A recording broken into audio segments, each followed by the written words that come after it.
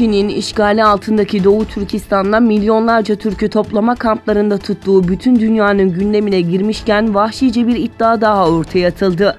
Gökbayrak haber sitesinde yer alan bilgilere göre işgalci Çin, Doğu Türkistanlı Müslümanların organlarını zorla alıp Araplardan dindar Müslüman organı isteyen kişilere sattığı iddia edildi.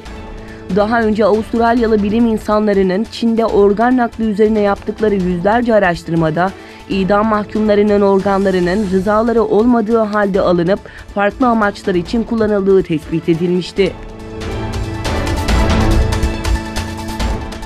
Kazakistan Devlet Başkanı Nursultan Nazarbayev'in istifasını açıklamasından 3 gün sonra ülkenin iki büyük şehrinde protesto yapan onlarca muhalif gösterici gözaltına alındı. Geçici devlet başkanı olan Senato Başkanı Kasım-Cömert Tokayev'in eski makamına Nazarbayev'in kızı Dariga Nazarbayev'in gelmesi muhalefetin eleştiri oklarına hedef oldu. Başkent Astana ve Almatı kentlerinde toplanan az sayıdaki gösterici, Astana kentinin isminin Nur Sultan olması teklifine de karşı olduklarını dile getirdi.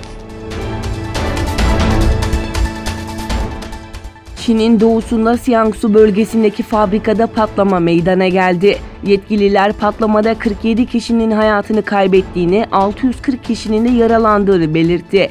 Bu tür kazaların artmış olması halkı öfkelendirirken Devlet Başkanı Xi Jinping ile ilgili kurum ve yetkililerin konuya ciddiyetle yaklaşıp ders almaları gerektiğini söyledi.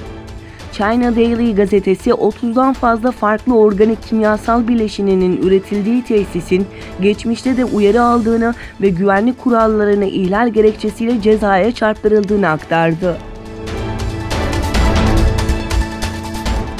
İsrail'in Golan açıklamasından sonra Rusya Devlet Başkanı Putin Güvenlik Konseyi'ni topladı. Toplantıda Orta Doğu'daki son durumun ele alındığını belirten Kremlin sözcüsü Dmitri Peskov, bölgedeki dengesiz durum ve gerginliğin çözüm süreciyle ilgili ülkelerin düşüncesiz hareket ve açıklamalarıyla kışkırtılmaması gerektiğinin altı çizildi dedi. Boeing şirketinin Afrika'da meydana gelen kaza sonrası Ulusal Endonezya Hava Yolu şirketi Garuda Endonezya ile sözleşmesi feshedildi. Son 6 ayda dünyada Boeing 737 MAX'i içeren 2 hava kazası kaydedildi ve toplamda 346 kişi hayatını kaybetti. Etiyopya'da 10 Mart'ta Addis Ababa havaalanından kalktıktan 6 dakika sonra uçak düştü. Uçaktaki 157 kişi öldü ve kazanın kurbanları arasında 33 ülkenin vatandaşları bulunuyordu. Yetkililer bu kazayı ABD'nin en büyük rakibi olan Çin'in ABD'ye yapmış olduğu ekonomik saldırı olabileceğini açıklamıştı.